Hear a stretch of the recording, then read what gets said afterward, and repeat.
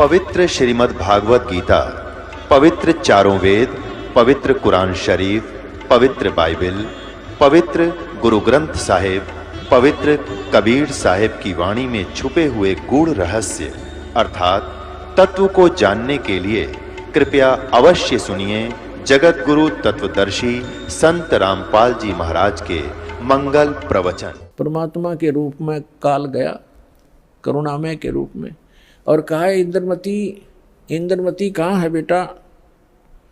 अब इंद्रमती ने देखा गुरुजी आगे, लेकिन वह बात उसके हृदय में गड़ रही थी। गुरुजी ने ये भी बात कही थी तो उन्होंने प्रथम मंत्र सिमरण कर दिया। वो सारा जो कंप्लीट कोर्स यही है, वो जो आपको दे रखा, उसके प्रथम मंत्र के प्रथम नाम से ही एकदम उसका स्वरूप बदल गया और ऐसी विकराल चेहरा, लंबे दांत और मोटी मोटी आंख, बेहुद्दी सी विकराल सी शरीर दिखाई दिया। तब उस काल ने देखा कि तेरा तो इसने आवरण उतार दिया। न बोला अब तब बचगी तू, तेरे पास मंत्र जबरदस्त है, तुझे फिर देखूंगा। अब रानी का जान बची लाखों पाए और गुरु जी के 100 शुक्र मनाए। अपने नौकरों को बताती है काल आया था, आज मेरी मृत्यु होनी थी, मैंने जो गुरुजी बनाए हैं मेरी उम्र बढ़ा दी। अब ना तो राजा को बताई, उसके दरबार में जाके राजा ने बोला तू पड़ी रह, काल आ जाता तने छोड़ जाता, ये तुमने ऐसे कहती रहती हो, कोई कुछ कह दे उसकी बातों में आ जाती हो। तो उसके साथी भी तेरी बेचारी के साथ वो राजा की के माने वो आगी वापस, शुक्र मनाया रख, आगी तो तेरी टलगी मृत्यु, छाटते आके लेट गई है भगवान। हे परमात्मा दया करिए, आपने इसी गुरु मिला ऐसा मंत्र दिया और मेरा जीवन रक्षा होगी। अब वह लेट गई बेड पे कति खुशी बना के, इतने में काल सर्प बन के आ गया। सर्प बन के आया और रानी के डस दिया, डसते उसकी आंख खुली और फिर वो ऐसे ऐसे जाता देखा, उसने शोर बचाया, भागियो, डस ली सर्प ने, डस ली सर्प ने, डस ली। नौकर नौकरानियां आए, बाजे लठले, वो लंबा महल था राजा का, वो जो जाता दिखा सबने, मोरी में से निकल गया। रानी अचेत होगी, मृत्यु को प्राप्त होगी। राजा के घर तक सब प्रकार के वैद्य उपस्थित रहते थे, डॉक्टर बुलाए, वैद्य बुलाए, गार्डू बुलाए, सारा कुछ कर दिया और सब ने मृत घोषित कर दी। तब परमात्मा आ गए तो नौकर नौकरानियां कहने लगी, जिन देखे थे भगवान उस दिन, वो नौकरानियां कहने लगी महाराज जी आपकी शिष्या को सर्प ने डस दिया, तब सर्प से मृत्यु होगी, हाहाकार मच गई। तो परमात्मा ने एक बहाना सा करा, मंत्र सा बुदाया और कहा उठ बेटी, 1 सेकंड में रानी खड़ी होगी। बोलो सतगुरुदेव।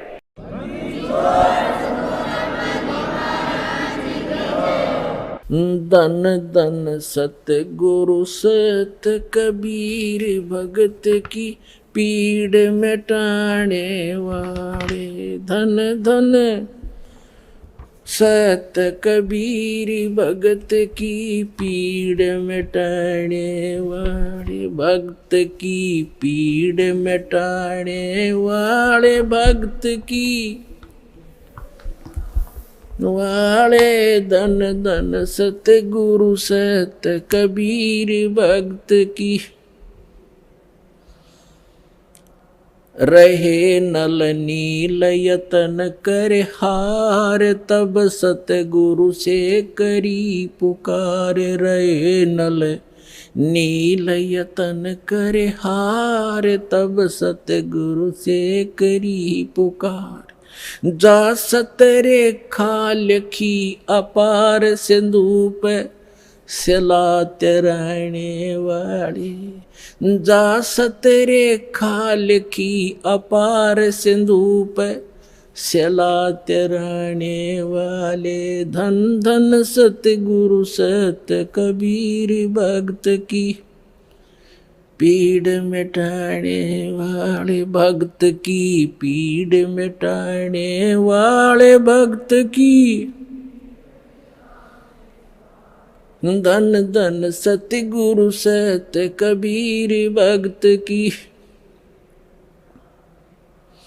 डसी सर्प ने जब जा पुकारी, इंद्रमती अकुलाय, डसी सर्प ने जब जा पुकारी। इंद्रमती अकुलाय, आपने तुरंत करी सहाय बेरुली, मंत्र सुनाने वाले। आपने तुरंत करी सहाय बेरुली, मंत्र सुनाने वाले। धन धन सतगुरु सत कबीर, भक्त की पीड़ मिटाने वाले, भक्त की पीर मिटाने वाले। धन धन सतगुरु सत कबीर, भक्त की। दामोदर सेठ के होठ अकाज, अर्ज करी डूबता देख जहाज। दामोदर सेठ के होठ अकाज, अर्ज करी डूबता देख जहाज। लाज मेरी रखियो गरीब नवाज, समुद्र से पार लंघाने वाले। लाज मेरी रखियो गरीब नवाज, समुद्र से पार लंघाने वाले। धन धन सतगुरु सत कबीर, भक्त की। भक्त की पीड़ मिटाने वाले, भक्त की पीर मिटाने वाले। धन धन सतगुरु सत कबीर। कह कर जोर दीन धर्मदास, दरस दे पूर्ण करियो आस। कह कर जोड़ दीन धर्मदास, दरस दे पूर्ण करियो आस। मेटियो जन्म मरण की तरास, वो सत्य पद प्राप्त कराने वाले। मेटियो जन्म मरण की तरास, वो सत्य पद प्राप्त कराने वाले। धन धन सतगुरु सत कबीर, भक्त की पीड़ मिटाने वाले। भक्त की पीड़ मिटाने वाले, भक्त की पीड़ मिटाने वाले। धन धन सतगुरु सत कबीर, भक्त की। भक्त की पीड़ मिटाने वाले, भक्त की पीड़ मिटाने वाले। धन धन सतगुरु कबीर, भक्त की। कह कर जोड़ दीन धर्मदास, दरस दे पूर्ण करियो आस। कह कर जोड़ दीन धर्मदास, दरस दे पूर्ण करियो आस। मेटियो हो जन्म मरण की तरास, सत्य पद प्राप्त कराने वाले। धन धन सतगुरु सत कबीर, भक्त की पीड़ मिटाने वाले। डसी सर्प ने जब जाए पुकारी, इंद्रमती अकुलाए। आपने तुरंत करी सहाय, बिरहुली मंत्र सुनाने वाले। परमात्मा ने लीला की। रानी ने पूछा, महाराज ये कौन सा मंत्र था? परमात्मा ने कहा, बेटा बिरहुली मंत्र है। बिरहुली मंत्र क्या? कि राम नाम जप बिरहुली, गुरु की शरण में रह बिरहुली। वो तो एक बहाना बनाया था कि इस बालक को बढ़ा दूं, लेकिन वो तो समझ सकती है, मंत्र की क्या आवश्यकता उसको। अब रानी की खुशी का ठिकाना नहीं रहा और राजा का भी दचगी, गारडू भी फेल, वैद्य भी फेल। इतना जरूर मान लिया संत ठीक है, लेकिन राजा की बुद्धि 7वें आसमान पर होती है।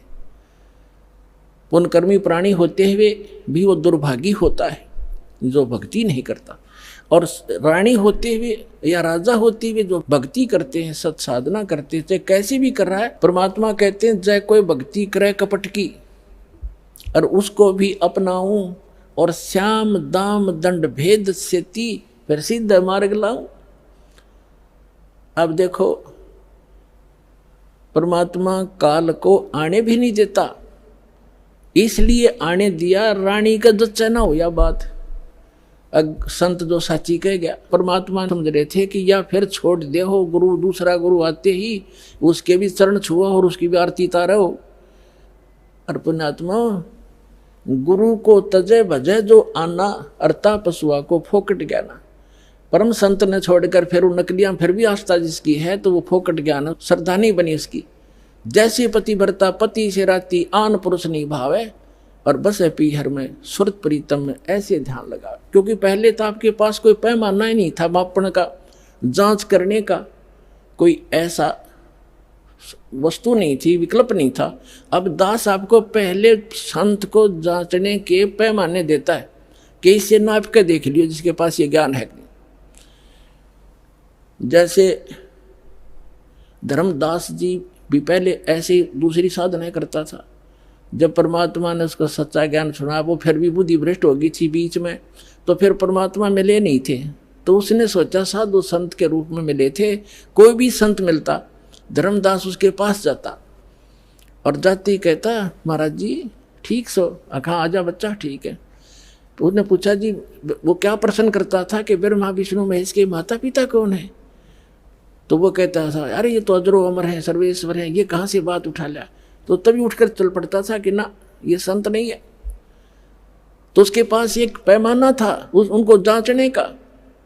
और जब उसने परमात्मा मिले दोबारा, फिर वो तो पूरा काम उनका होना ही था।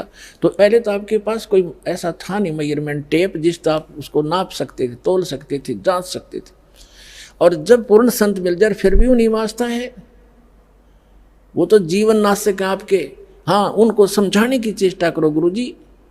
पहले जो गुरुजी थे कि भक्त महाराज जी आदर से बोलो, आप गलत दिशा पर जा रहे हो, इन प्रश्नों का उत्तरिया तो आप दो, और नहीं ताजा मेरे साथ अपना नाम लो, कल्याण कराओ। इतना यारी है उनके साथ, उससे आगे दोस्ती मत रखना। परमात्मा इस काल को नहीं आने देते किसी रूप में, उस घर में झांक भी नहीं सकता काल। तो दाता ने इसलिए छोड़ा था कि अपना कर लेगा काम, इस व्यक्ति का भी यकीन हो जाएगा, नया जीवन फिर नाश कर देगी, बीच में डूब देगी सारी कहानी ने। तो उसके बाद ऐसा दृढ़ विश्वास हुआ उस लड़की के, और परमात्मा बिना कुछ भी दिखाई नहीं दे। ना वो राजा मना करे फिर, इसका तो जीवन दान मिल गया मेरी रानी का इस संत से। परमात्मा आते जाते रहे घर पे, ज्ञान सुनाते, भोजन करके उसको उद्धार करते, उसका धर्म बनवाते। तो एक दिन रानी ने कहा कि महाराज मेरे पति को भी समझा दो। अच्छा बेटा बुला ले उसको। राजा बुला लिया, परमात्मा लागे समझाने के भाई परमात्मा की भक्ति करनी चाहिए, और ये राजपाट सदा नहीं रहता, एक दिन मृत्यु भी होएगी, परमात्मा की भक्ति करते रहना। तो राजा क्या कहता है, महाराज जी देखो मैंने तो पार्टी अटेंड करनी पड़ती है, क्यों गुटी सूटी लानी पड़ती है, और मेरे पास समय नहीं है। लेकिन मैं आपकी चेली न मना नहीं करता, कितना या दान करो और कितना सत्संग करवा लो, मेरे बस की बात नहीं है भक्ति भक्ति करना। परमात्मा ने समझा देखो राज भी करो भक्ति भी करो। भक्ति में क्या लगता है, आप पार्टियों में जाते हो, शराब मत पियो। वैसे तो साधु संत हो जाएंगे, पार्टी सुहावें को नहीं आपने, फिर भी किसी कारणवश जाना पड़ जाता है तो वहाँ काजू खाओ, किशमिश खा लो, वही बादाम खा लो और सेब संतरे खा लो। ये शराब डंगा क्यों पियो? तो बहुत समझा, अग्नि महाराज जी मेरे बस की बात भी, फिर देखूंगा। कुछ दिन के बाद परमात्मा ने फिर प्रार्थना करी, बार बार रह कर समझाया, मान्या नहीं।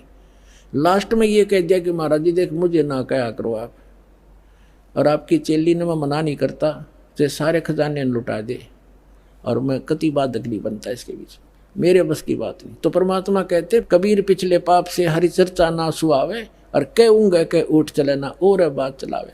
तुलसी पिछले पाप ते हरि चर्चा ना भावे, जैसे जबर के बेग ते भाई भूख पैदा हो जा। तो जिसके पाप गणे बढ़ जाते हैं उन्हें राम नाम की वो मनुखा दाख भी कड़वी लगती है। जैसे जबरग्रस्त रोगी को मनुखा दाख, सेब संतरे, रोटी भी कड़वी लगती है, वो मीठी वस्तु भी उसको कड़वी महसूस होती है। बुखार ने उसके शरीर की व्यवस्था इतनी बिगाड़ दी। इसी प्रकार पाप कर्मों से ग्रस्त प्राणी इस परमात्मा की मनुखा दाख सेब को खा नहीं सकता।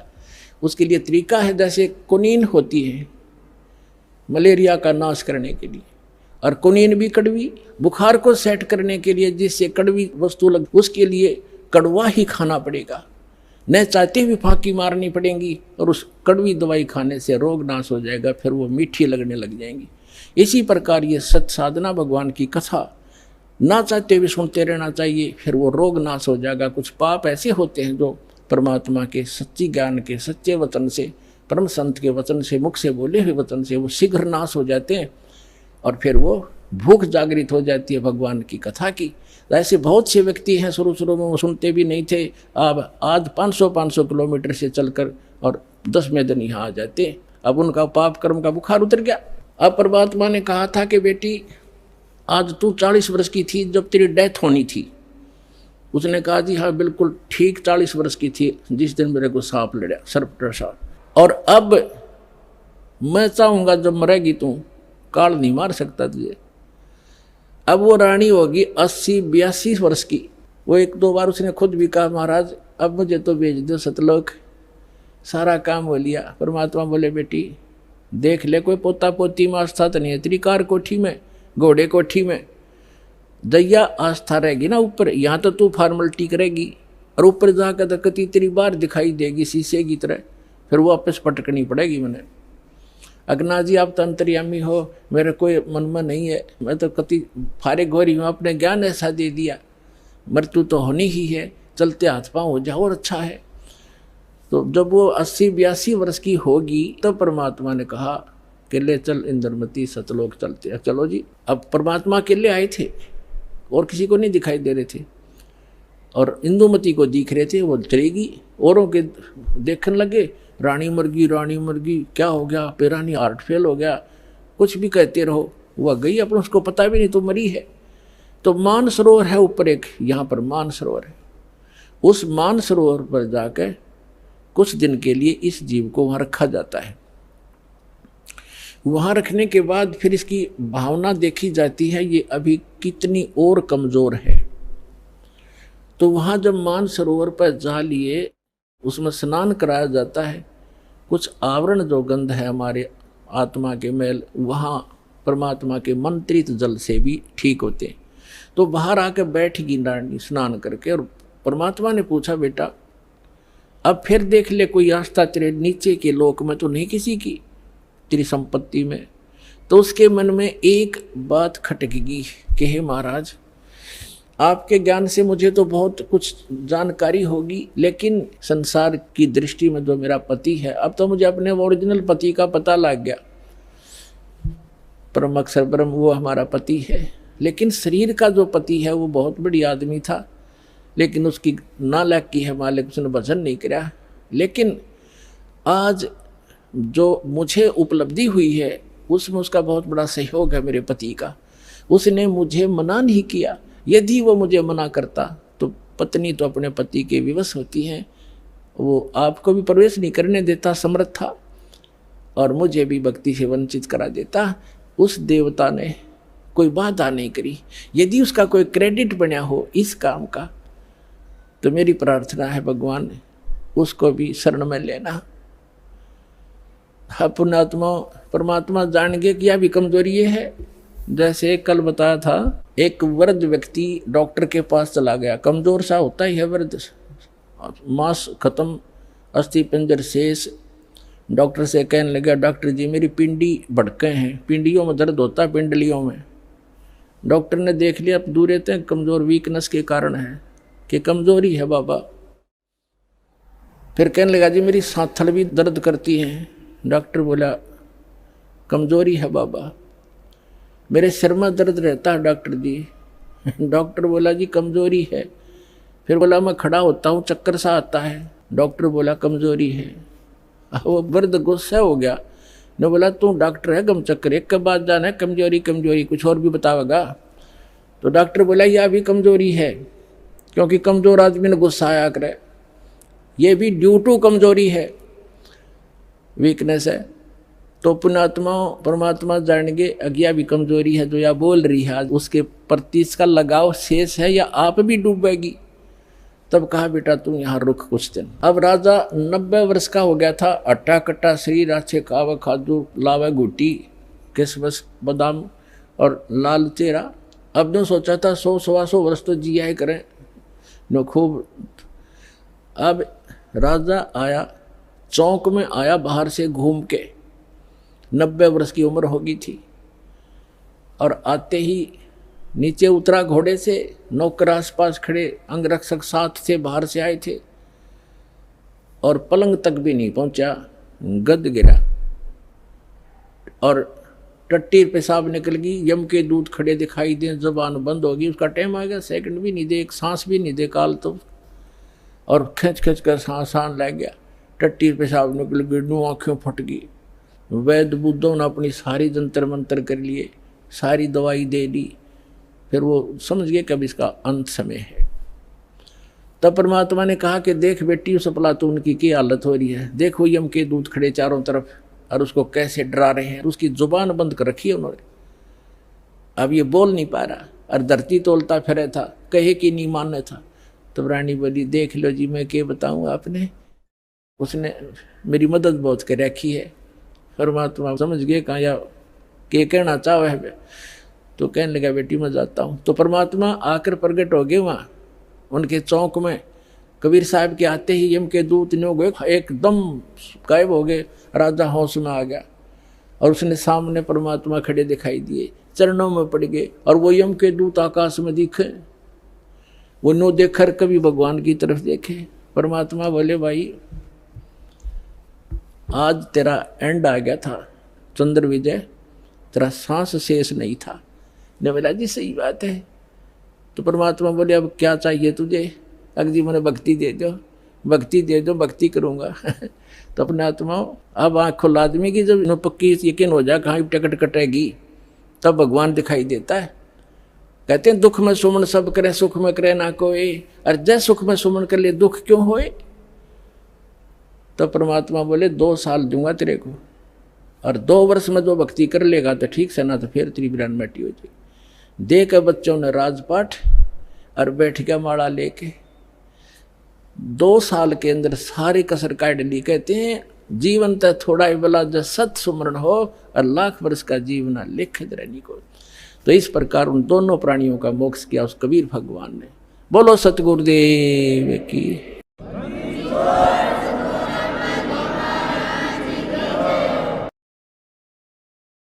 परम पिता परमात्मा पूर्ण ब्रह्म सारी सृष्टि के रचनहार, सारी सृष्टि के मालिक, कुल धनी कुल के मालिक कबीर परमेश्वर जी की असीम रजा से आप सभी पुण्यात्माएं परमेश्वर की महिमा सुनने के लिए उपस्थित हुए। आपका सौभाग्य है, आपको ऐसे समय में मानुष शरीर प्राप्त है, और उससे भी अच्छी किस्मत आपकी है कि आपको ये तत्व ज्ञान और यथार्थ भक्ति विधि प्राप्त हो रही है। तो आपकी किस्मत का, आपके शुभ संस्कारों का कोई एस्टीमेट नहीं लगाया जा सकता। ना जाने आप किन किन जन्मों में आपने ये पुण्य संग्रह किए हुए। लखबर सूरा जो जही लखबर सांवत दे, लखबर यति जहान में तब सतगुरु शरणाले। तो आप ऐसी महान आत्माएं किसी न किसी युग में रहे हो। आपने परमात्मा के लिए बड़े बड़े सैक्रिफाइस किए हैं, आपने राज भी त्यागे हैं, आपने बहुत बड़ी कुर्बानियां दी हैं, तब आज आपको ये शुभ समय प्राप्त हुआ है। धन्य है आपके माता पिता जिनसे जन्म हुआ। परमपिता परमात्मा की असीम रजा से आप यहाँ पहुँचे हो। आपको जितना ये अध्यात्म ज्ञान होता चला जाएगा उतना ही आपको सरप्राइज होता रहेगा, आश्चर्य होगा कि सचमुच सहज में भगवान मिल गए, सहज में वो ज्ञान मिल गया जिसको ऋषि महर्षि नहीं प्राप्त कर सके। ब्रह्मा विष्णु महेश को भी वो ज्ञान प्राप्त नहीं हुआ जो आज आपको भगवान ने प्राप्त करा दिया और सहज में करा दिया। अब जो कमी रहेगी तो आपकी रहेगी। तो इसके विषय में परमात्मा कहते हैं स्वयं ही कि समझा है तो सिर दर पाओ और बहुर नीरे ऐसा दाओ। यदि आपको ये ज्ञान समझ में आ गया कि हम कहाँ रह रहे हैं और किस उद्देश्य से हम जी रहे हैं और हमने करना क्या चाहिए था, हम कर क्या रहे हैं। तो अब सिर पे पैर रख लो। सिर पे पैर रखना बहुत तेज दौड़ना किसी आपातकाल स्थिति में, कहीं कहीं पैर टिका करे व्यक्ति के। तो अब आपको ऐसा समय मिला है कि इस समय रहते रहते आप अपना कर्म बना गए तो मोक्ष प्राप्त हो जाएगा, सदा के लिए झंझट मिट जाएगा। आप इस लोक में रह रहे हो, आपके बच्चे आपको कितने प्रिय हैं, आपके माता पिता आपको कितने प्रिय हैं, आपके पति पत्नी भाई बहन आपको कितने प्रिय हैं। आजीवन आप जिस संपत्ति को संग्रह करने में लगाते हो आपको कितनी प्रिय है, उसके लिए ना जाने कितने झगड़े कर देते हैं, लड़ाई कर लेते हैं, मुकदमे कर देते हैं। तो ये कितनी अच्छी वस्तु है जिसको आप इतना लगाव रखते हो, तो और फिर ये तुरंत छोड़ देनी पड़ती है, मृत्यु हो जाती है। ये क्या कारण है? जब आपका ये कारण समझ में आओगा तब आपकी रुचि बनेगी परमात्मा के पाने में और सतलोक जाने की। अन्यथा ठीक है, जैसा करोगे अन्य कहीं आपको ऐसा स्थान नहीं मिलेगा जहां आपकी भक्ति शास्त्र अनुकूल हो। और शास्त्र अनुकूल साधना करने से आपके इतने शुभ संस्कार बन जाएंगे, यदि पार नहीं हुए तो आप ना जाने कितनी बार तो देवता बनोगे इस भक्ति से। इतनी महत्वपूर्ण भक्ति है, इतनी कीमती है, इसकी इतनी वैल्यू है। और ना जाने कितनी बार पृथ्वी के राजा भी बन जाओगे अपने ही पुण्य कर्मों से। और फिर उससे भी अधिक आप फिर कुत्ते गधे सुअर भी बनोगे। तो इस झंझट से छूटने का, इससे छुटकारा पाने का अब समय आ गया है। अब इसको चूकना नहीं है।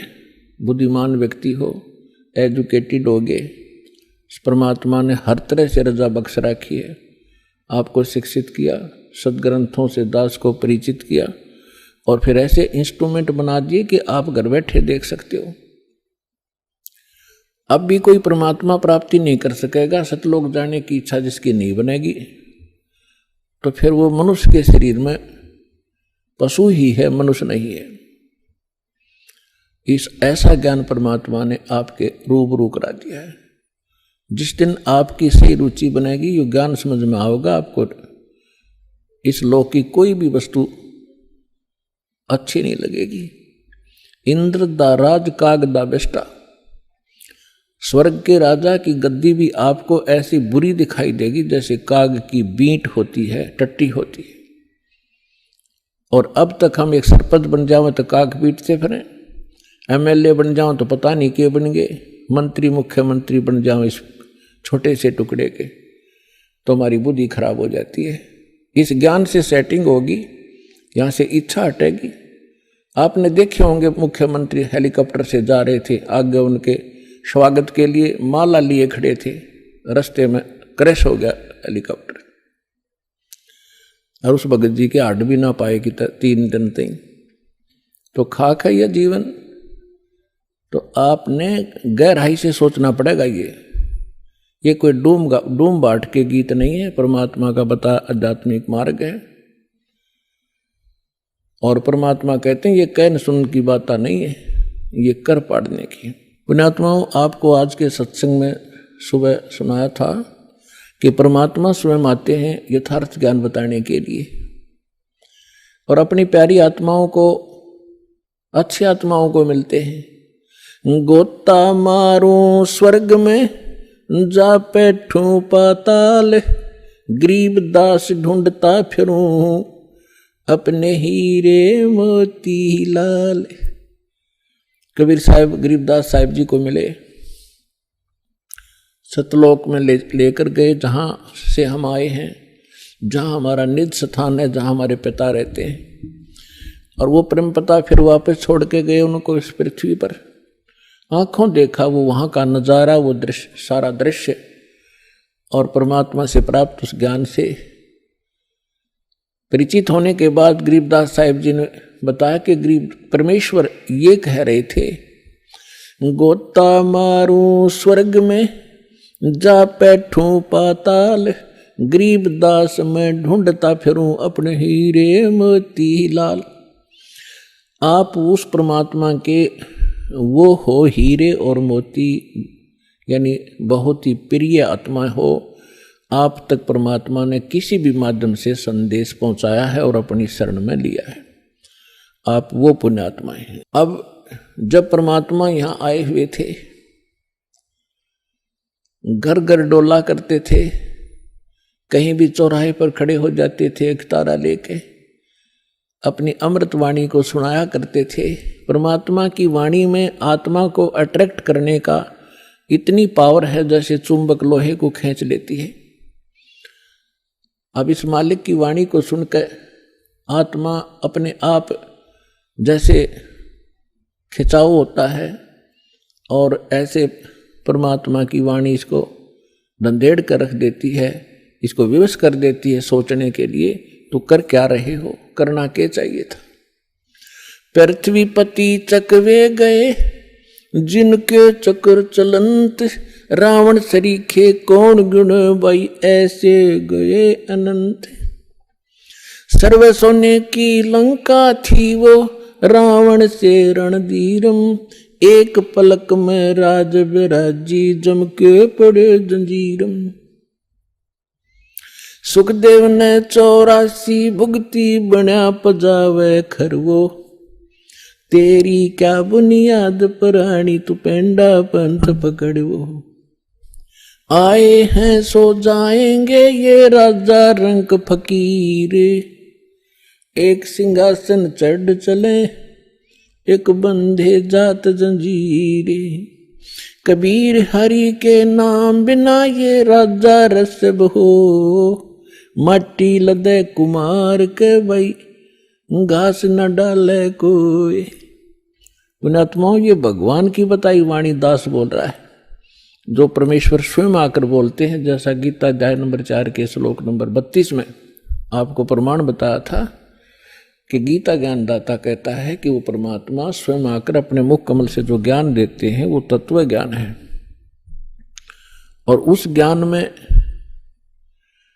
वो विशेष जानकारी है आध्यात्मिक यज्ञों की, यज्ञ माने धार्मिक अनुष्ठानों की, और उसको तत्वदर्शी संत ही बता सकते हैं उस परमात्मा के उस तत्व ज्ञान को। तो ये वो तत्व ज्ञान की वाणी है जो भगवान ने बता रखी है।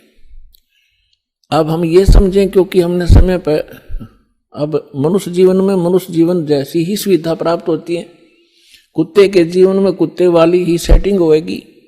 तो अब हम ये भूल जाते हैं कि उस समय पर खाना मिल जाता है, जब चाहे चाय पी लें, जब चाहे दूध पी लें, भूख लगे खाना खा लेते हैं।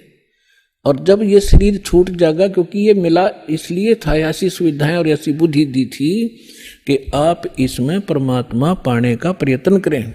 और यदि परमात्मा नहीं प्राप्त करते हैं, भक्ति ना करके और बकवादों में जीवन व्यर्थ कर जाते हैं, तो फिर परमात्मा बताते हैं कि राजा भी जब गधा बनेगा तो आम जीव की अब क्या बुनियाद है, क्या औकात है, सहज में समझ आ जाना चाहिए। फिर क्या बताते हैं परमात्मा, कबीर हरि के नाम बिना ये नार कूतिया हो, गली गली भौंकत फिरे भाई टोक न डाले कोई। परमात्मा की भक्ति के बिना राजा की रानी भी कहते हैं कुतिया की योनि प्राप्त करती है। फिर बताते हैं, नक बेसर नक पे बनी ये पैर थी हार हमेल, कबीर बीबी पड़दे रहे थी डोडी लगे थी बार, गात उगाड़े फिरती हैं वो बन कुतिया बाजार।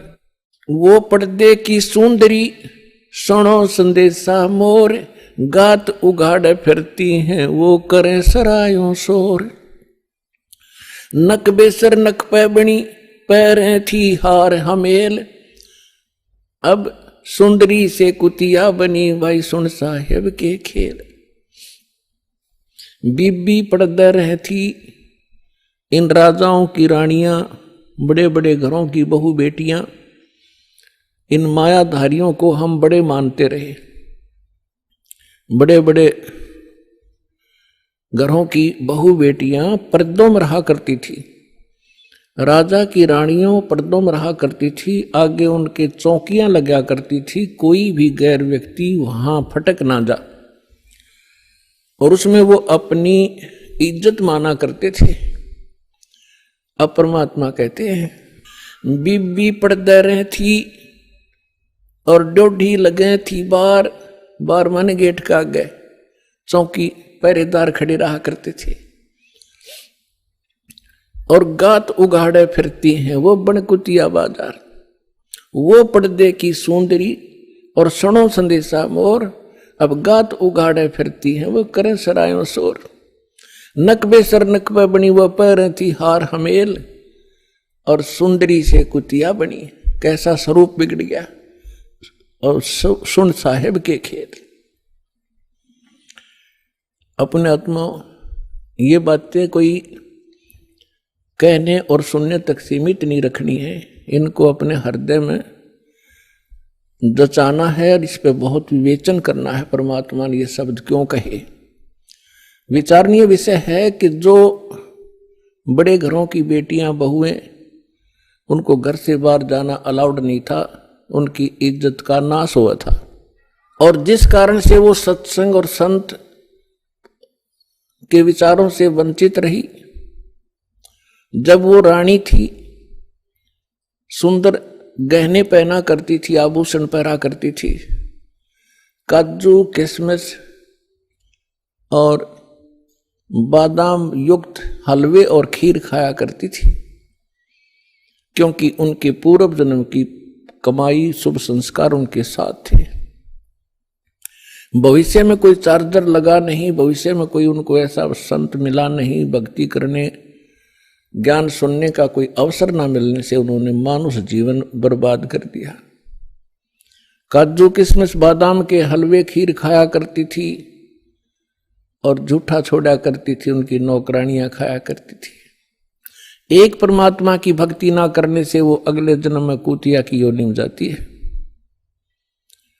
अब कुतिया के जीवन से आप खूब परिचित हैं, फिर भी परमात्मा ने आगे बताया है कि वही रानी जो पर्दों में रहा करती थी, जिनकी इज्जत नाश हो जाती जब सत्संग में चले जाती थे, अब वो इज्जत कुतिया बनकर घूम रही है, निवस्त्र हो रही है।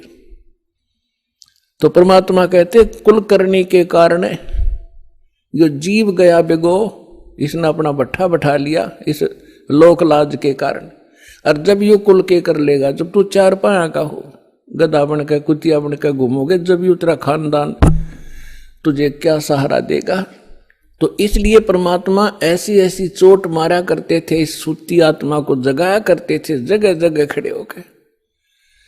और आत्मा इतनी अचेत कर रखी है इस काल ने, पहले तो ज्ञानहीन बनाई और फिर मोह ममता में फंसा रखी, तेरा बेटा या तेरी बेटी, ये तेरी कार या तेरी कोठी, और काम नहीं करेंगे, भक्ति का समय कब मिलेगा? अब तो सभी ये कहते हैं कि फुर्सत नहीं है, टाइम नहीं मेरे पास। कोई किसी ने तो ये धारणा बना रखी है कि भक्ति तो बुढ़ापे में करा करें, जवान बच्चों का, जवान बेटियों का के काम सत्संग में जाने का। फूट गए भाग हमारे, बुढ़ापे में भक्ति होगी? बूझ ले, बूढ़ पता कर ले बूढ़ कदे दांत निकलवानी, कदे आंख बनवानी, कदे पिंडी भड़के, कदे बीपी आई, कदे लो को शुगर बढ़ गई। वो तो बिरानवाटी का दौर है बुढ़ापे में। अगर पहले से ही भक्ति शुरू करेंगे तो बुढ़ापा भी हमारा रोग रहित, परमात्मा की शक्ति साथ रहेगी, तब वो ठीक रहेगा। अब परमात्मा की भक्ति का आधार देखिएगा तो जैसे प्रहलाद थे 10 वर्ष के थे और 10 वर्ष के भक्ति में लग गए थे। ध्रुव 5 वर्ष के ही थे और परमात्मा के इस तत्व ज्ञान के अंदर सूक्ष्म वेद में बताया है कि 3 वर्ष के बालक को परमात्मा का मंत्र प्रथम मिल जाना चाहिए। यही वेद प्रमाणित करते हैं। 3 वर्ष की आयु में 3 वर्ष जो परम संत होगा वो 3 वर्ष की आयु के बच्चों को ही उपदेश देना प्रारंभ कर देगा। और यदि हम इस इंतजार में रहेंगे, बूढ़े होकर वृद्ध होकर के भक्ति करेंगे, बच्चों से फारिग हो लें और मृत्यु हो जाए 20 साल की उम्र में, प्रारब्ध इतना ही हो, फिर कहाँ करेंगे? तो बचपन से ही मालिक का सहारा मिल जाएगा तो हमारी एज भी एक्सटेंड होएगी, आयु भी बढ़ेगी, साथ देगा भगवान, पाप से बचेंगे, भक्ति संग्रह होगी, 100 हमारी मुसीबतें टलेंगी। तो यहाँ परमात्मा बताना चाहते हैं कि अभी तक हमें तत्व ज्ञान ना मिलने से हम लोकवेद, दंत कथा और अपने अनुसार ही सब ज्ञान विचार व्यक्त किया करते थे जो व्यर्थ थे। तो परमात्मा ने जगह जगह जाकर के ये ज्ञान दिया। 64 लाख परमेश्वर के शिष्य हो गए थे, 64 लाख। आज तो पुण्यात्माओं एक चैनल से टीवी चलता है, प्रोग्राम चलता है तो करोड़ों व्यक्ति घर बैठे देख सकते हैं, करोड़ों टीवी लगवा दिए दाता ने। पहले परमेश्वर ने अपनी आध्यात्मिक पावर का प्रयोग किया, आज वो नहीं हो सकता क्योंकि परमात्मा हर एक काम को एक सीक्रेसी के हिसाब से करते हैं। यदि आज परमात्मा वो लीला करते, आज तो सबके पास मोबाइल है, 1 सेकंड में बता दे गुरुजी वहाँ थे, गुरुजी ने वहाँ सत्संग किया, वहाँ मिले, तो एक लोग उसको फिर दूसरे ढंग से ले जाते कि वो तो जादूगर है और फिर परमात्मा को ग्रहण नहीं करते। तो आज परमात्मा ने वैज्ञानिक तरीके से ही अपना ज्ञान अपने बच्चों तक पहुंचाया है। अब परमात्मा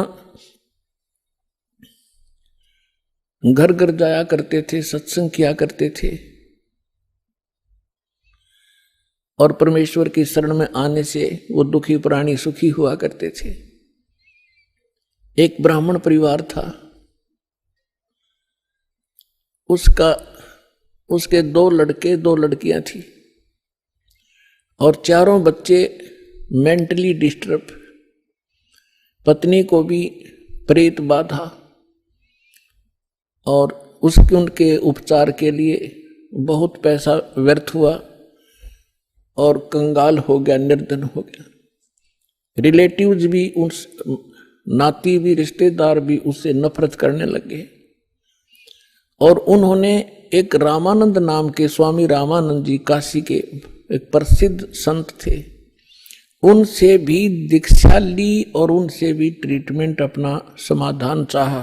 उसी समय परमेश्वर आए हुए थे, एक शिशु रूप धारण करके प्रकट हुए थे। काशी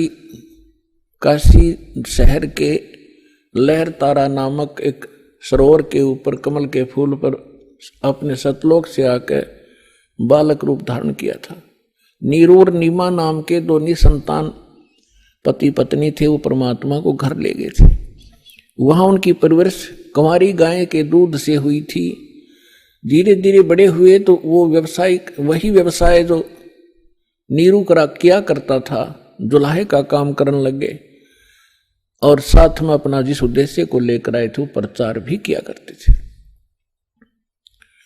इसी दौरान परमात्मा ने एक लीला की थी, वो अलग कहानी है, फिर से सुनाएंगे। अब इतना ही सुनाएंगे कि स्वामी रामानंद जी और परमेश्वर कबीर जी की गोष्ठी हो रही थी, बैठे थे। उसी समय वो ब्राह्मण पहुंच गया वहां पे और उस ब्राह्मण ने अपने गुरुदेव स्वामी रामानंद जी से कहा कि गुरुदेव, मैं अति दुखी हो चुका हूं, अति आर्त हूं, आपकी शरण आया हूं, मुझे कोई समाधान बताओ। तो रामानंद जी ने उनको बहुत सारे जंतर मंत्र और बहुत से और भी दान धर्म के तरीके बताए थे, उनसे भी उसको कोई राहत नहीं मिली।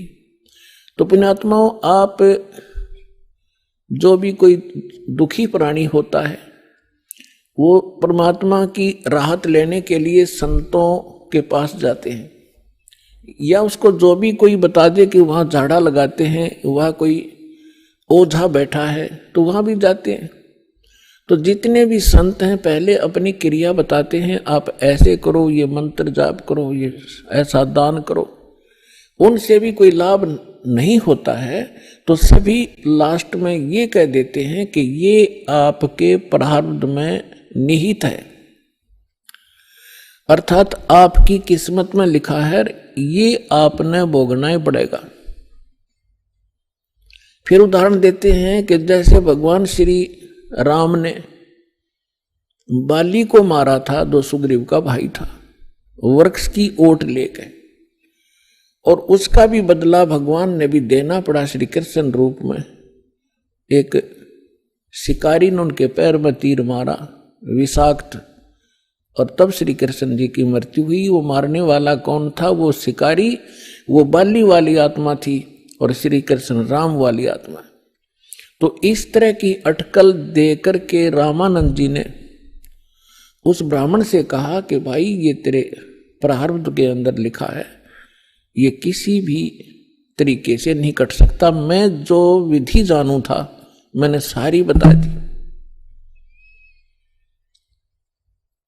उसी समय परमेश्वर ने कहा, स्वामी जी आप बड़े विद्वान हो, वेदों को भी जानते हो, क्या वेदों में भी ऐसा नहीं लिखा कि परमात्मा जीव के सर्व पाप नाश कर सकता है? यानी पाप से ही दुख है। पाप जो प्रारब्ध में लिखा गया है, किस्मत में लिखा गया है, तो उसको प्रारब्ध का कष्ट कहते हैं, संकट कहते हैं, और वो भोगना ही पड़ता है, भोगने से ही समाप्त होता है। तो परमेश्वर ने प्रश्न किया, क्या स्वामी जी आप, क्या वेदों में भी ऐसा ही लिखा है? स्वामी जी ने तपाक से कहा कि हाँ ऐसा ही लिखा है, किसी वेद में ऐसा प्रमाण नहीं, सब ये लिखा कि अपना कर्म भोगना ही पड़ेगा।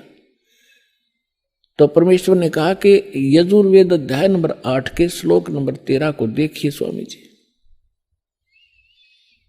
अब उनको जुबानी याद था, अपने आत्माओं या बिजली गिरी हुई है, सदग्रंथों को कंठस्थ याद कर रखा था इन ब्राह्मण लोगों ने, और इनको कख नहीं पता था ये बता क्या रहे हैं।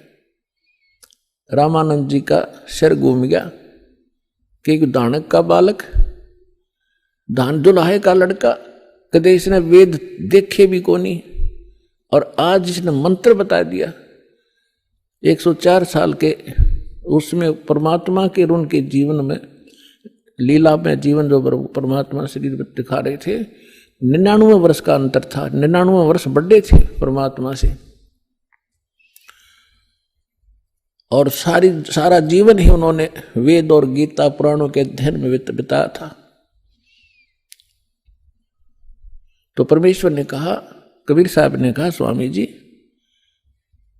यदि प्रारब्ध का कष्ट भोगना ही पड़ गया तो भक्ति की क्या आवश्यकता है? फिर अगर किसी के संस्कार में दुख है और दुख भोगना ही पड़ेगा, फिर भक्ति ने शर्म में मारेंगे, क्या आवश्यकता इस भक्ति की? कौन करेगा भक्ति? क्या आवश्यकता परमात्मा की? वो भक्ति इससे हटकर है, और वो मंत्र मेरे पास है। अपने आत्माओं जो दुखी व्यक्ति है उसको तो संकेत चाहिए। उसने तभी पूछा कि आप कौन हो भाई? ए भगत जी आप कहाँ रहते हो? अब वो लाल कपड़े पहन रखे, सारी उम्र संस्कृत बोली, उसने तो महाराज जी समझ रहे, और परमात्मा बैठे एक सिंपल वेशभूषा में। उसने न्यू कहा, भगत जी कहाँ रहते हो आप? आपका कहाँ ठिकाना है? परमात्मा ने बताया, भाई मैं दानक सू दुल्हा हूँ और नीरू का पुत्र हूँ, ऐसे ऐसे हमारी चौपड़ी वहां रहा करूं। अब परमात्मा ने ये बताना इसलिए अनिवार्य समझा कि जैसे न भगवान चाहिएगा तो आ जाएगा, और जब ब्राह्मण पने में होगा, क्यों उसमें छुआछूत बहुत गणी थी, तो अपना भाई चला जाएगा। आइए अब हम उन श्रद्धालुओं के अनुभव जानते हैं जो जगत गुरु तत्वदर्शी संत रामपाल जी महाराज जी से दीक्षा प्राप्त कर चुके हैं तथा उनके द्वारा बताए गए भक्ति मार्ग पर चल रहे हैं। जी नमस्कार। नमस्कार जी। क्या नाम है आपका? मेरा नाम मनप्रीत कौर है। मनप्रीत जी कहाँ से आए आप? मैं विलेज राज्यवाल डिस्ट्रिक्ट लुधियाना और पंजाब से हूँ। आपकी क्वालिफिकेशन क्या है? मेरी क्वालिफिकेशन एमए इकोनॉमिक्स में किया हुआ है मैंने, और मैं टीचिंग प्रोफेशन से हूँ। संत रामपाल जी महाराज जी से नाम दीक्षा लेने से पहले आप क्या भक्ति साधना करते थे? मैं सिखिज़्म और हिंदुज़्म दोनों को फॉलो करती थी। देवी देवताओं की पूजा करना, जैसे कि जपजी साहब का पाठ करना, सुखमनी साहब का पाठ करना, ऐसे करती थी। क्या पहले भी आपने कोई गुरु बना रखा था? कोई गुरु नहीं था मेरा, मैं ऐसे ही पूजाएं करती थी बस। मनप्रीत जी, आपने बताया कि पहले आप हिंदुइज्म और सिखिज्म दोनों को फॉलो करते थे आप जपजी साहिब जी का पाठ भी करते थे। फिर उसके बाद आपके जीवन में ऐसा क्या हुआ कि उन सब साधनाओं को छोड़कर आप संत रामपाल जी महाराज जी की शरण में आए? सर, सबसे पहले मेरे पापा ने नाम लिया था। उनको जैसे वो मतलब खाना वगैरह खाते थे तो उनको उल्टी हो जाती थी, और उनका जो वेट था वो लॉस हो रहा था। ये नहीं पता चल रहा था कि उनको बीमारी क्या है। और उसके बाद उन्होंने जब संत रामपाल जी का नाम लिया, उनका ज्ञान सुना, तो मुझे भी लगा कि इस संत में कोई बात है। जो इतने टाइम से पापा बीमार थे और वो ठीक होने लगे हैं, तो मैंने भी ज्ञान शुरू किया सुनना। तो मुझे उनके बारे में जैसे पता चला कि सिखिज्म में जैसे जपजी साहब का पाठ करते हैं, जहाँ मतलब गुरु नानक देव जी के बारे में मुझे पता चला। जैसे गुरु जी बताते हैं, उनकी जो रचनाएं हैं वो खोल खोल के बताते हैं कि कहाँ पे क्या लिखा है। तो देवी देवताओं के बारे में भी मुझे पता चला। हिंदुइज्म में जैसे मैं थी, सिखिज्म हिंदुइज्म दोनों को फॉलो करती थी। जैसे कि मैंने ज्ञान को कंपेयर किया, मुझे लगा कि मुझे संत रामपाल जी से नाम दीक्षा लेनी चाहिए, तो उसके बाद मैंने नाम दीक्षा ली। बहन जी, जैसे कि आपने बताया कि आप एमए इकोनॉमिक्स है और आपने बताया कि आपने सिखिज्म को भी अच्छे से फॉलो किया और हिंदुइज्म को भी। आप दोनों प्रकार की पूजा की विधि से अच्छी तरीके से वाकिफ़ हैं। लेकिन हम सिखिज्म में भी देखते हैं कि बहुत सारे ऐसे लोग हैं जो अलग प्रकार की भक्ति करते हैं और हिंदू देवी देवताओं की भी पूजा करते हैं। तो आपको क्या लगता है कि उनके ज्ञान में और संत रामपाल जी महाराज जी के ज्ञान में क्या अंतर है? सर, जो संत रामपाल जी बताते हैं वो सब जो होली हमारी बुक्स हैं उनमें से बताते हैं कि हमें कौन सी साधना करनी चाहिए, कैसे करनी चाहिए। लेकिन जो और गुरु हैं वो हर तरह की जैसे पूजाओं पे लगा देते हैं। लेकिन जो संत रामपाल जी हैं वो उन देवी देवताओं के ओरिजिनल मंत्र और उनकी पूजा के बारे में बताते हैं। जिस मार्ग पे चल के नानक साहब जी ने अपना मोक्ष पाया, तो वही वो मार्ग बताते हैं। बहन जी, जैसे कि आपने बताया कि संत रामपाल जी महाराज जी सदग्रंथों के आधार पर ज्ञान बताते हैं, लेकिन संत रामपाल जी महाराज जी के बारे में ये कहा जाता है कि वो शास्त्रों के ज्ञान को तोड़ मरोड़ के पेश करते हैं। इसके बारे में आप क्या कहेंगे? सर, वो तोड़ मरोड़ के नहीं बताते हैं। हम एजुकेटेड है, ठीक है, हम इस चीज़ को मैच कर सकते हैं। हमारे जो सदग्रंथ है उनके साथ मैच कर सकते हैं, ठीक है। आज के दिन कोई भी हमें उल्लू नहीं बना सकता, क्योंकि हम एजुकेटेड है, पढ़े लिखे हैं। अगर किसी को ये चीज़ लगती है, वो भी संत रामपाल जी महाराज जो भी बताते हैं अपनी तरफ से बताते हैं, तो सदग्रंथों को खोलो और उसके साथ मैच करो। देखिए, ज्ञान की जो बातें हैं वो तो लोगों को सत्संग सुनने से पता चल जाएगा। हम आपसे ये जानना चाहेंगे कि संत रामपाल जी महाराज जी से नाम दीक्षा लेने के बाद आपको क्या क्या लाभ हुए? सर, मुझे हर तरह के लाभ हुए, जैसे कि आर्थिक, शारीरिक, मानसिक, हर तरह के लाभ हुए। सबसे पहले मेरे जैसे कि मैंने पहले भी बताया है कि मेरे पापा जो थे उनको उल्टी आती थी खाना खाने के बाद, और उनका जो कुछ नहीं पता चल रहा था कि उनको कौन सा रोग है, उनका वेट लॉस क्यों हो रहा है। जब वो संत रामपाल जी महाराज की शरण में गए, उन्होंने सत्संग सुना और उनसे नाम दीक्षा ली, तो उस दिन उन्होंने हमें फ़ोन किया और कहा कि बेटा, मैंने 3 फुलके खाए हैं आज, और मैंने आज पेट भर के खाना खाया है, आज मैं बिल्कुल ठीक हूँ। और हमें इतनी खुशी हुई, हमें मतलब कि उसी टाइम लगा था कि संत रामपाल जी महाराज में कोई तो बात है। 2013 में उन्होंने नाम दीक्षा ली थी, और सबसे पहला लाभ हमें जे मिला, क्योंकि किसी भी बच्चे की, किसी भी उनके जो माँ बाप हैं वो एक इम्पॉर्टेंट रोल मतलब कि रखते हैं, जैसे कि उनकी जो जगह है। तो जब हमने पापा के बारे में ऐसे सुना, तो हमें भी एक आशा की किरण दिखाई दी कि शायद वो अब ठीक हो जाएंगे। ये था मेरे पापा का लाभ। और दूसरी बार हमारे घर में ना मतलब कि जैसे मेरे परदादा थे, वो गद्दी लगाते थे पीर की, तो वो जो चीज़ें थी हमें तंग कर रही थी, वो आगे गद्दी मांग रही थी, तो उन्होंने अब जो है हमें मतलब कि तंग करना बंद कर दिया था। जैसे कि मुझे बचपन से ही, जब से मैंने होश वाला है, मुझे रात को मतलब कि 11-12 बजे चीखें आती थी, तो वो जब से मैंने संत रामपाल जी से नाम दीक्षा ली है बिल्कुल बंद हो गई है। तो आज तक मुझे वो प्रॉब्लम नहीं है। अब मैं बिल्कुल जैसे अपने आप को सुरक्षित मतलब कि महसूस करती हूँ उस चीज़ से। और उसके बाद जो लाभ था कि जैसे कि लास्ट ईयर मेरी बहन का एक्सीडेंट हुआ था, बहुत ज़बरदस्त एक्सीडेंट था, और उसमें सभी बोल रहे थे कि उसकी जान चली जाएगी, क्योंकि बहुत ज़बरदस्त टक्कर थी वो। उसमें मेरा कज़न भी था और मेरा भाई भी था और मेरी बहन भी थी। लेकिन मेरे कज़न और भाई को तो बिल्कुल खरोंच नहीं आई, लेकिन मेरी बहन के जो सिर में और उसकी एड़ी में थोड़े सा मतलब कि टांके लगे थे। लेकिन जब उसकी रिपोर्ट्स करवाई, सभी बोल रहे थे कि इसकी रिपोर्ट्स नॉर्मल नहीं आएगी, जो सर पे उसके चोट लगी थी, क्योंकि काफ़ी थी। तो लेकिन वो रिपोर्ट्स भी नॉर्मल आई और बहुत जल्दी उसने रिकवरी मतलब कि उस कर ली इस चीज़ से। और उसने बाद में बताया कि मेरे पास संत रामपाल जी महाराज खड़े थे, मुझे ऐसे लगा जैसे उन्होंने मेरी रक्षा की हो। और उसके बाद जो थे उसके बाद जैसे कुछ महीने पहले मेरे प्लेटलेट्स घट गए थे, लेकिन फिर भी मैं कंटिन्यू जॉब पे भी जा रही थी, मेरी एक भी छुट्टी नहीं हुई, लेकिन वो बहुत ही जल्दी उस चीज़ की भी रिकवरी हुई। और मेरी दादी जी के भी प्लेटलेट्स घट गए थे, उनके सिर्फ 25,000 रह गए थे, उनकी भी रिकवरी इतनी जल्दी हुई। डॉक्टर बोल रहा था कि ये बचेंगी नहीं, मैं तो जवाब दे रहा हूँ, इसको आगे रेफर कर रहा हूँ, लेकिन फिर भी कोशिश की। मतलब कि उनका विश्वास इतना था संत रामपाल जी पे कि उन्होंने कहा कि नहीं, मैंने आगे नहीं जाना, अगर परमात्मा ने ठीक करना होगा तो यहीं पे कर देंगी। लेकिन जब हमने रिपोर्ट्स करवाई दूसरे दिन, तो उनके प्लेटलेट्स मतलब कि इंक्रीज होने शुरू हो गए थे अपने आप ही। देखो जी, ये तो रही आपके शारीरिक लाभ की बात। पहले आप आध्यात्मिक लाभ की बात कर रहे थे, तो हम आपसे ये जानना चाहेंगे कि आपको आध्यात्मिक लाभ क्या मिला। सर, जैसे कि आपने आध्यात्मिक लाभ की बात की, तो बचपन से ही मेरा ये मतलब मेन ऑब्जेक्टिव था कि मैंने मोक्ष मार्ग को अपनाना है। तो जब संत रामपाल जी महाराज का मैंने सत्संग सुना, उनका ज्ञान मुझे समझ में आया, तो मुझे लगा कि यहाँ पे मुझे पूर्ण मोक्ष की मतलब कि जैसे एक आशा दिखाई दी। और बचपन से ही मैं ना डायरी पे या किसी भी नोटबुक के मतलब कि स्टार्टिंग पेज पे लिखा करती थी कि गॉड इज़ वन। लेकिन मेरे मन में हमेशा ये क्वेश्चन रहता था कि अगर परमात्मा एक है तो वो एक है कौन। क्योंकि मैं सिखिज़्म और हिंदुज़्म दोनों को फॉलो करती थी, तो मैं कभी सोचती थी कि कोई जैसे देवी देवते के बारे में सोच लेना कि वो एक वन है जो मतलब कि गॉड है, या फिर हिंदू जैसे कि सिखिज़्म में है गुरु नानक देव जी या गुरु गोविंद सिंह जी या कोई, मैं उनके बारे में सोचती थी कि इनमें से कोई एक है परमात्मा।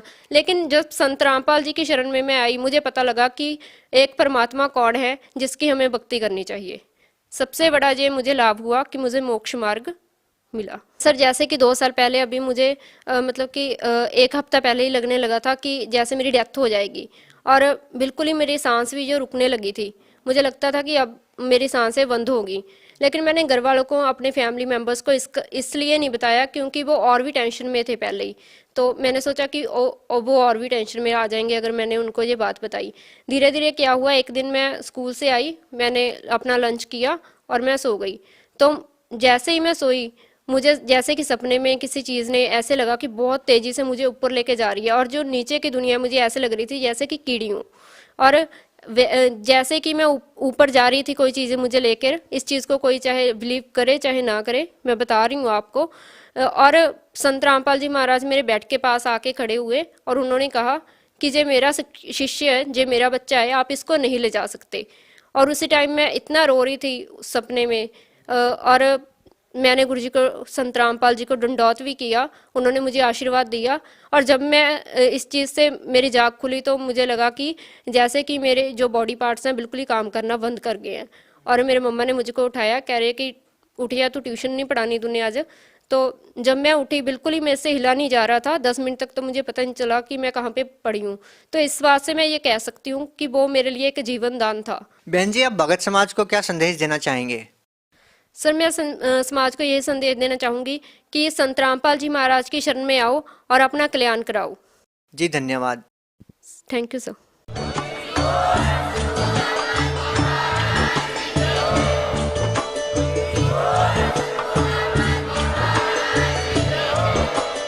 आप सुन रहे थे जगत गुरु तत्वदर्शी संत रामपाल जी महाराज जी के मंगल प्रवचन। अधिक जानकारी के लिए विजिट कीजिए हमारी वेबसाइट www.jagatgururampalji.org। संत रामपाल जी महाराज जी के शुभ आशीर्वाद से पूरे विश्व भर में 500 से भी ज्यादा नाम दीक्षा केंद्र हैं, जिन पर संत रामपाल जी